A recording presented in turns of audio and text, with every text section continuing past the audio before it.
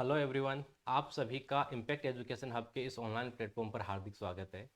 Friends, आज अपन बात करने वाले हैं प्लांट पैथोलॉजी की, फंडामेंटल्स ऑफ प्लांट पैथोलॉजी। इस सब्जेक्ट की आज अपन बात करने वाले हैं। इस क्लास में अपन देखने वाले हैं कि प्लांट पैथोलॉजी होता क्या है या पैथोलॉजी है वो क्या होती है।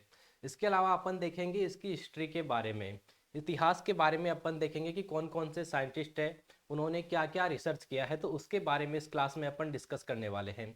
आज की जो अपनी ये क्लास होने वाली है बहुत ही इंपॉर्टेंट क्लास है, आपके कॉम्पिटिटिव एग्जाम के दृष्टिकोण से भी इंपॉर्टेंट है। इसके अलावा आपके सेमेस्टर एग्जाम के अंदर भी इसमें से आपके 3 से 4 नंबर के क्वेश्चन है वो कम से कम पूछे जाने वाले हैं, क्योंकि जो हिस्ट्री है या प्लांट पैथोलॉजी की डेफिनेशन है वो आपसे डेफिनेटली एग्जाम के अंदर पूछे जाने वाली है।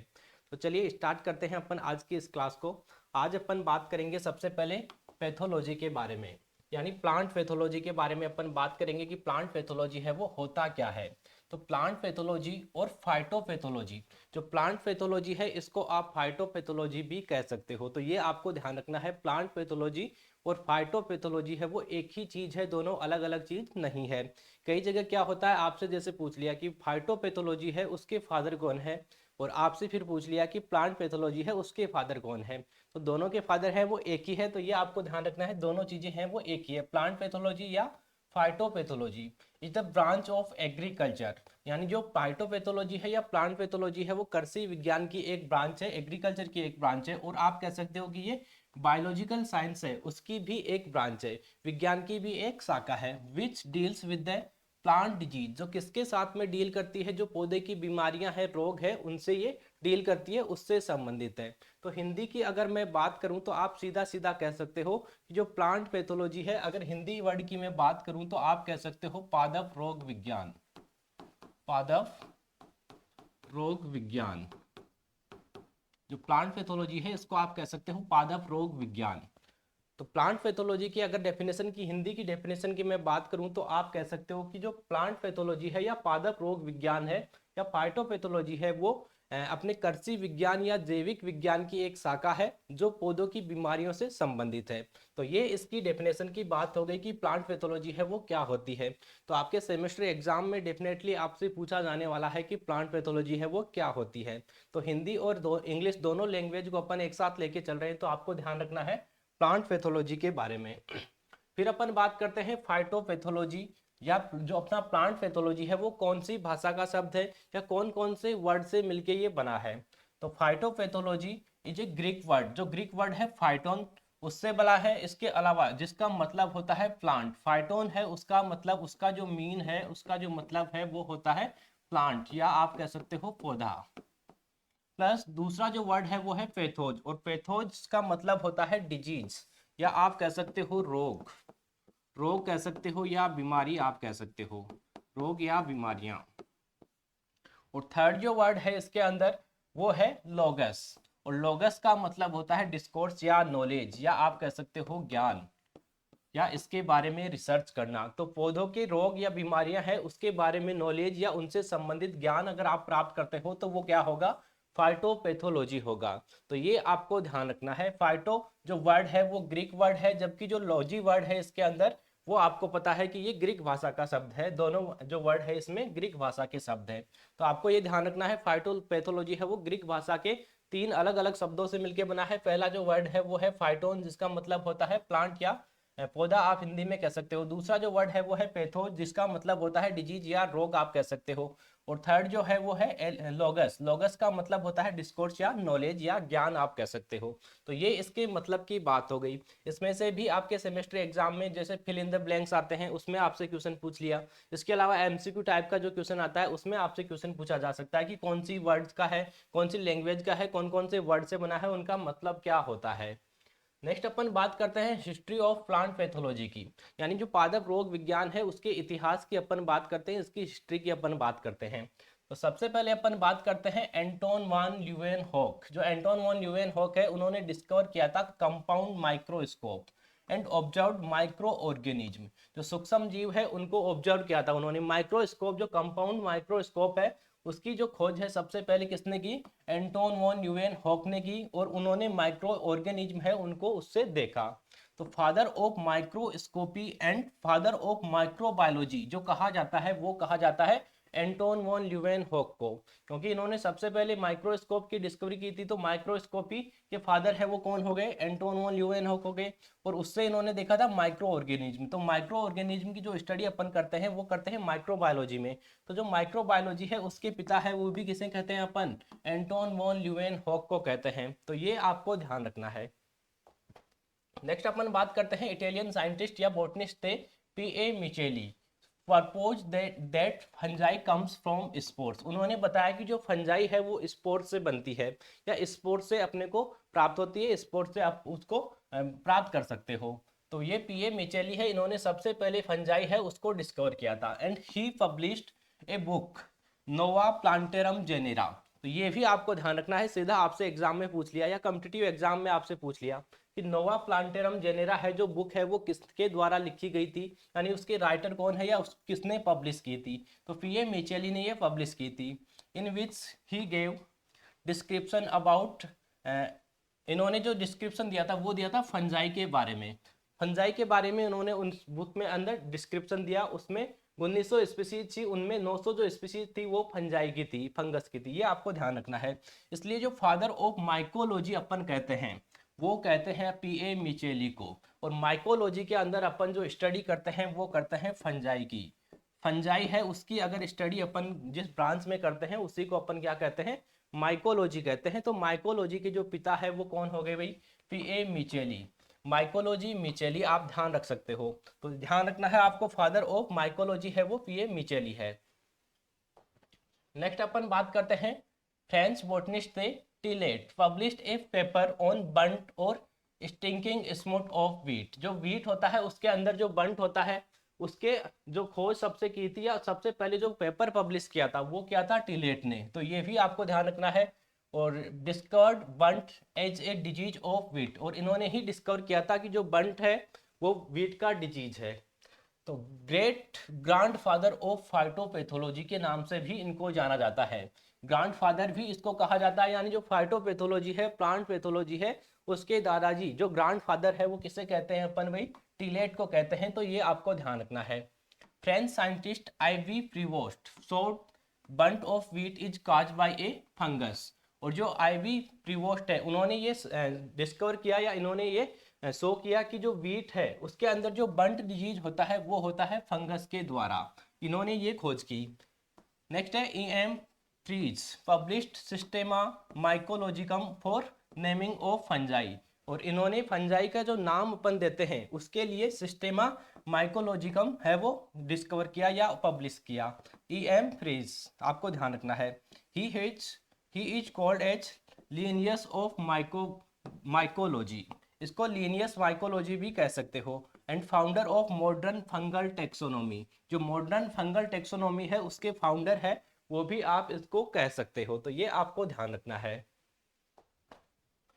नेक्स्ट है Irish potato famine due to Phytophthora infestans late blight of potato, जिसको कहा जाता है caused starvation of million and emigration of 1.5 million peoples between 1846 and 1850 which represented 25% of the total population।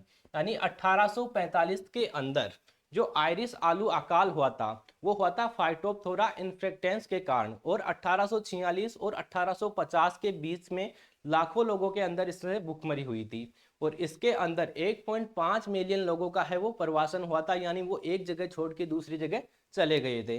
तो जो कुल जनसंख्या थी उसका 25% था। यहाँ कहा गया है कि जो टोटल पॉपुलेशन थी उसका ये 25% था। तो ये आपको ध्यान रखना है, सीधा एग्जाम्स में पूछा जाता है। आयरिस फेमिन है या आयरिस पोटैटो फेमिन है वो कौन से ईयर के अंदर हुआ था, 1845 के अंदर हुआ था। तो ये सीधा सीधा एग्जाम में पूछ लेते हैं। नेक्स्ट है J G. Kuhn published first text book in plant pathology. जो पहली टेक्स्ट बुक है वो पब्लिश की थी कुहन ने। तो ये आपको ध्यान रखना है। और उस बुक का नाम भी आपको ध्यान रखना है। उसका नाम है the disease of cultivated crops their causes and their control. ये बुक है वो सबसे पहले टेक्स्ट बुक है वो सबसे पहले पब्लिश की थी जे.जी. कुहन ने। तो ये हिस्ट्री की अपन बात कर रहे हैं।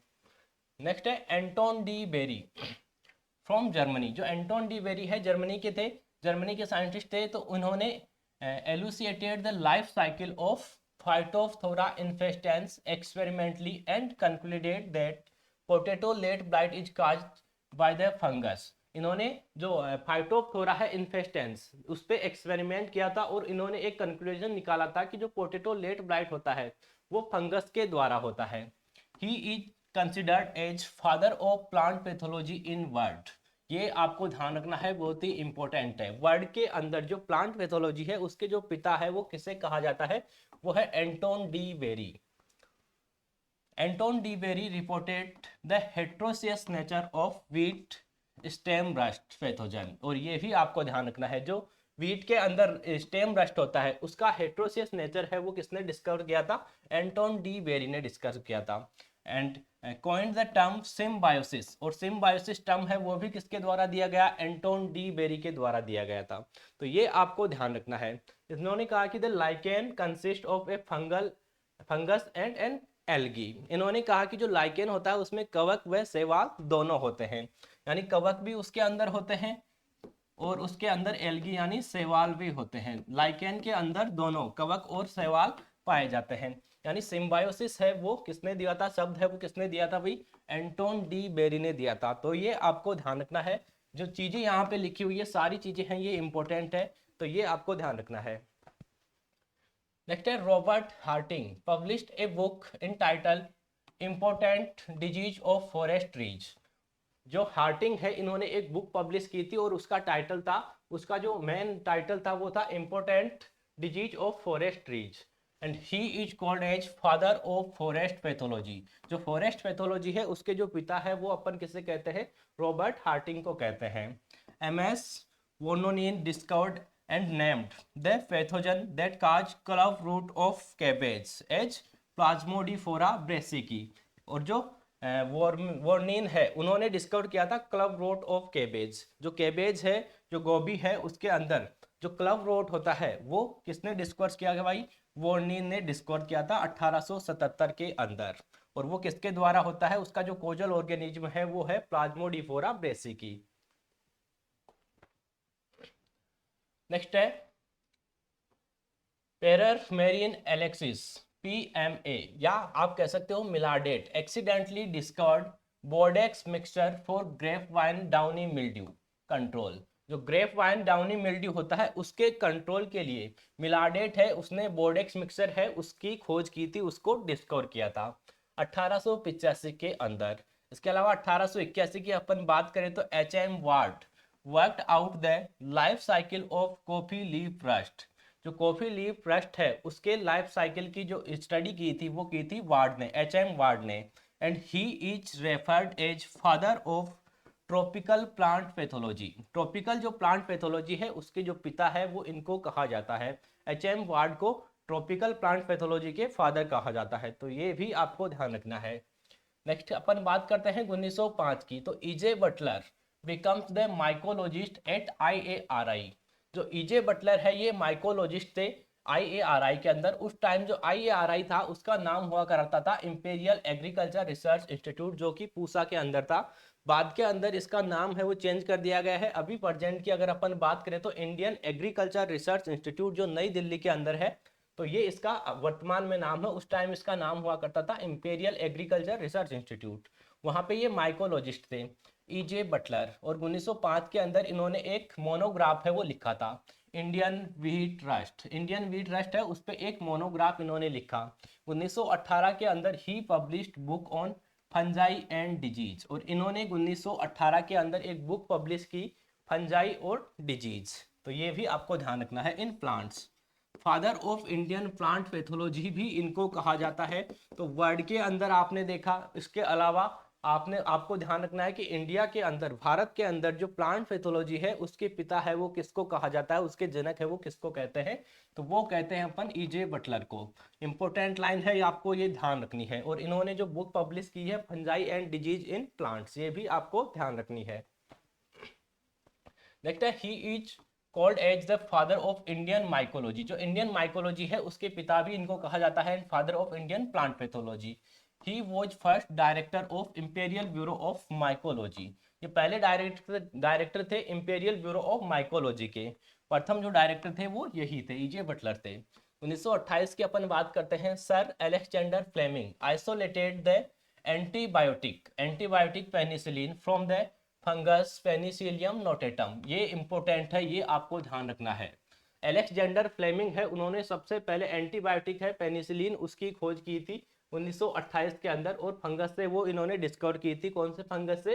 पेनिसिलियम नोटेटम है, उससे ये डिस्कवर की थी। And received Nobel prize in medicine and physiology, और मेडिसिन और फिजियोलॉजी के अंदर इनको नोबेल प्राइज है वो भी मिला था।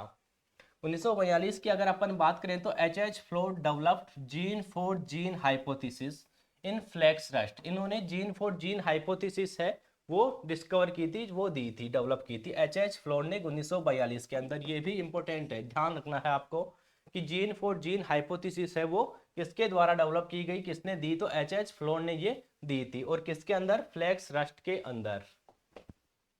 नेक्स्ट अपन बात करते हैं 1948 की, 1948 की। तो V V Mundkur initiated Indian Phytopathological Society with its journal Indian Phytopathology. जो इंडियन फाइटोपैथोलॉजी सोसाइटी है उसकी जो शुरुआत की थी वो की थी वीवी मुंडकर ने, और एक जनरल है वो वहां से स्टार्ट हुआ था, जनरल इंडियन फाइटोपैथोलॉजी। बात करें अपन 1951 से लेकर 1957 की, तो E.A. गुनमैन was one of the first to investigate the physiology of the wilts caused by fusarium species। जो wilts होता है उसकी जो फिजियोलॉजी है वो सबसे पहले डिस्कवर की थी गनमैन ने। तो ये आपको ध्यान रखना है, गुमैन है, उन्होंने ये सबसे पहले डिस्कवर की थी, फ्यूजेरियम स्पीसीज है उसके द्वारा ये फैलाया जाता है विल्ट। 1963 की अगर अपन बात करें 1963 की, तो J E Vanderplank J E wonder Planck है, उन्होंने फाउंड किया था out of vertical and horizontal type of resistance in crop plant. यानी वर्टिकल और हॉरिजॉन्टल जो रेसिस्टेंस होती है प्लांट के अंदर वो किसने डिस्कवर की थी भाई? जेई वंडर प्लैंक ने डिस्कवर की थी। 1970 की अगर मैं बात करूं तो H D. Garrett investigated the management of root disease and he is the pioneer in the field of biological control. इन्होंने ये डिस्कवर किया था सबसे पहले रूट डिजीज के बारे में, और कहा था कि ये पायोनियर है in field of biological control. Biological control के लिए अपन इसको काम में ले सकते हैं, तो फादर ऑफ बायोलॉजिकल कंट्रोल है वो भी इन्हीं को कहा जाता है, ये भी आपको ध्यान रखना है। नेक्स्ट है प्लांट बैक्टीरियोलॉजी की अपन बात करते हैं, तो 1683 की ये बात है, एंटोन वान ल्यूवेनहॉक फर्स्ट ऑब्जर्व्ड बैक्टीरिया। जो एंटोन वान ल्यूवेनहॉक है उन्होंने सबसे पहले बैक्टीरिया को देखा था, बैक्टीरिया की उन्होंने खोज की थी, इसलिए इनको फादर ऑफ बैक्टीरियोलॉजी भी कहा जाता है। अगर बैक्टीरिया की अपन स्टडी करते हैं तो उसी को बैक्टीरियोलॉजी कहा जाता है, और एंटोन वान ल्यूवेनहॉक है इनको फादर ऑफ बैक्टीरियोलॉजी कहा जाता है। 1876 की अगर अपन बात करें तो रॉबर्ट कोच है, जर्मनी के ये साइंटिस्ट है, describe the theory cold coach postulates. जो कोच पोस्टुलेट्स है वो 1876 के अंदर दिए थे, रॉबर्ट कोच के द्वारा दिए गए थे। इंपॉर्टेंट लाइन है, आपको ध्यान रखनी है। He established the principle of pure culture techniques. इन्होंने प्योर कल्चर टेक्निक है वो भी एस्टैब्लिश की थी। He is also called as father of modern bacteriological techniques, father of microbial techniques and father of modern bacteriology. इनको इन नामों से भी जाना जाता है, सारे नाम है वो आप ध्यान रख सकते हो। थोड़ा हार्ड है, इसकी जो हिस्ट्री है वो थोड़ी हार्ड पड़ती है, 2-4 बार आप क्लास को रिवाइज करोगे तो आपको याद हो जाएगा।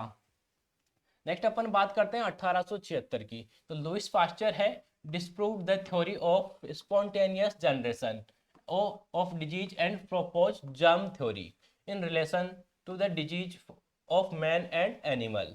जो लुइस पास्चर है इन्होंने एक थ्योरी डेवलप की थी स्पॉन्टेनियस जनरेशन, यानी आप कह सकते हो कि रोगों की सहज उत्पत्ति का जो सिद्धांत है वो किसके द्वारा दिया गया था? लुइस पास्चर के द्वारा, रोगों की सहज उत्पत्ति का सिद्धांत। तथा इन्होंने कहा कि मनुष्य एवं पशुओं के रोगों के संबंध में रोगाणु सिद्धांत है वो भी इनके द्वारा है वो प्रस्तावित किया गया था, जर्म थ्योरी भी है वो इनके द्वारा दी गई थी। तो named as father of modern bacteriology cum founder of microbiology, इनको फाउंडर ऑफ माइक्रोबायोलॉजी है वो भी कहा जाता है। नेक्स्ट अपन बात करते हैं 1882 की, 1882 की, T J Burrill confirmed that the fire blight of apple and pear was caused by a bacterium now known as Erwinia amylovora, the first bacterial disease in plants. जो सबसे पहली जो बैक्टीरियल डिजीज है वो खोजी गई थी, वो किसके द्वारा खोजी गई थी? टीजे बुरेल के द्वारा। और किसमें? एप्पल और पियर के अंदर, सेब और नाशपाती है उसके अंदर। तो फाउंडर ऑफ फाइटोबैक्टीरियोलॉजी जो कहा जाता है वो कहते हैं टीजे बुरेल को। अगर बात करें अपन 1901 से लेकर 1920 की, तो ई एफ स्मिथ है, यूएसए के साइंटिस्ट थे, gave the final proof that bacteria could be initiated in plant disease. इन्होंने कहा कि जो बैक्टीरिया है वो पौधों के अंदर रोग फैलाता है, भाई पौधों की बीमारियां फैलाने वाला जो हो सकता है वो हो सकता है बैक्टीरिया। तो फादर ऑफ फाइटोबैक्टीरियोलॉजी के नाम से इनको जाना जाता है वर्ड के अंदर, तो ये आपको ध्यान रखना है। नेक्स्ट अपन बात करते हैं 1952 की। एस ए वाक्समैन है won Nobel prize for the discovery of streptomycin. जो स्ट्रेप्टोमाइसिन है ये भी एक एंटीबायोटिक है। पहले अपन ने देखा था पेनिसिलिन, तो पेनिसिलिन की खोज की थी। इसके अलावा अभी जो स्ट्रेप्टोमाइसिन है उसकी अपन बात कर रहे हैं, तो father of soil microbiology and father of antibiotics है वो अपन कहते हैं भाई वाक्समैन को। तो ये भी आपको ध्यान रखना है। नेक्स्ट अपन बात करते हैं फाइटोप्लाज्मा की। तो डोई है डोई एटाल एंड इसेन एटाल, इसी एटाल उन्होंने 1967 के अंडर जापानी साइंटिस्ट थे found that the mycoplasma like organism. इन्होंने सबसे पहले माइकोप्लाज्मा लाइक ऑर्गेनिज्म है उसको डिस्कवर किया था और कहा कि जो माइकोप्लाज्मा लाइक ऑर्गेनिज्म है could be responsible for the disease of the yellow type. जो येलो टाइप के डिजीज होते हैं, पीले कलर के जो डिजीज होते हैं, तो वो किसके द्वारा फैलाए जाते हैं भाई? माइकोप्लाज्मा लाइक ऑर्गेनिज्म है उनके द्वारा फैलाए जाते हैं। Doi observed that mycoplasma like organism are consistently present in the phloem well Ishii observed that mycoplasma like temporarily disappeared when the plant are treated with tetracycline antibiotics. इन्होंने Doi जो है इन्होंने सबसे पहले ऑब्जर्व किया कि जो माइकोप्लाज्मा लाइक ऑर्गेनिज्म है वो प्रेजेंट होते हैं भाई फ्लोएम के अंदर, फ्लोएम के अंदर ये उपस्थित होते हैं। इसके अलावा इसी है उन्होंने ये ऑब्जर्व किया कि जो माइकोप्लाज्मा लाइक ऑर्गेनिज्म है वो टेम्परेवरली डिसअपियर्ड हो जाते हैं, यानी ये छुप जाते हैं जब अपन ट्रीटमेंट करते हैं। कोई भी एंटीबायोटिक है अपन प्लांट के अंदर यूज में लेते हैं तो ये अपने को दिखाई नहीं देते हैं, ये छुप जाते हैं। जब भी ट्रीटमेंट आप शुरू करते हो प्लांट का ये छुप जाते हैं। फिर अपन बात करते हैं स्पायरोप्लाज्मा की। तो ये बात है 1979 की। Davis et al observed that the a motile helical wall-less microorganism associated with the constant disease which could be cultured and characterized and their name is it as spiroplasma. इसको कल्चर भी किया जा सकता है। जो डेविस है इन्होंने सबसे पहले ऑब्जर्व किया या डिस्कवर किया कि जो मोटाइल है उसका, मोटाइल का मतलब होता है जो गतिशील हो। इसके अलावा हेलिकल आप कह सकते हो कि पेचदार हो, और वॉल लेस यानी दीवार रही, तो ऐसा ऑर्गेनिज्म है इनो एसोसिएट होता है जो कौन होता है, कौन स्टंट डिजीज है उसके अंदर। तो ये इन्होंने सबसे पहले डिस्कवर किया। नेक्स्ट अपन बात करते हैं प्लांट वायरोलॉजी की। 1886 की बात है। Adolf mayor described A disease of tobacco called tobacco mosaic. तो टोबैको मोजेक है वो डिजीज है वो किसके द्वारा डिस्कवर की गई थी भाई? एडोल्फ मेयर के द्वारा। Adolf mayor demonstrated that tobacco mosaic virus is a safe transmittable. जो ये वायरस है वो ट्रांसमिटेबल भी है, यानी संरक्षित हो सकता है, दूसरे प्लांट्स के अंदर ये ट्रांसफर हो सकता है। 1892 की अगर अपन बात करें तो Dmitri Ivanovsky demonstrated that the causal agent of tobacco mosaic could pass through the bacterial filter। इन्होंने कहा कि जो कॉजल एजेंट है टोबैको मोजेक का वो पास हो सकता है बैक्टीरियल फिल्टर के थ्रू। नेक्स्ट अपन बात करें 1898 की। तो बिजरिंग है he was the first to use the term virus. जो बिजरिंग है सबसे पहले उन्होंने वायरस टर्म है वो यूज में लिया था। विच इन द लेटिन मीन्स, जिसका मतलब होता है पॉइजन। यानी जो वायरस है वो एक लेटिन वर्ड है जिसका मतलब होता है पॉइजन या जहर। और सबसे पहले जो ये वर्ड है वायरस है वो किसके द्वारा यूज में लिया गया था? बिजरिंग के द्वारा। तो फाउंडर और फादर ऑफ वायरोलॉजी, वायरोलॉजी से मतलब है जब अपन वायरस की स्टडी जिस ब्रांच के अंदर करते हैं तो उसी को अपन क्या कहते हैं? वायरोलॉजी कहते हैं। तो फाउंडर या और फादर ऑफ वायरोलॉजी है वो किससे अपन कहते हैं? बिजरिंग को कहते हैं। WM Stanley proved that virus can be crystallise. इन्होंने प्रूव किया, स्टैनले ने प्रूव किया कि वायरस है उसको क्रिस्टलाइज है वो किया जा सकता है, और इनको नोबेल प्राइज भी मिला 1946 के अंदर। नेक्स्ट अपन बात करते हैं वायरॉइड की। तो Diener and Raymer discovered the potato spindle tuber was caused by small necked ssRNA which he called viroid। जो वायरॉइड है उसकी सबसे पहले जो खोज है वो किसके द्वारा की गई, डाइनर और रेमर के द्वारा। इन्होंने सबसे पहले खोजा कि जो स्पाइंडल ट्यूबर होता है पोटैटो के अंदर वो small naked SSRNA single standard RNA है उसके द्वारा होता है, और उसको उन्होंने कहा कि ये वायरॉइड होता है। नेक्स्ट है प्लांट निमेटोलॉजी। तो 1973 की अगर बात करें तो नेधम है इंग्लैंड के साइंटिस्ट थे, first time reported that wheat gall disease is associated with the nematode now called as Anguina tritici. और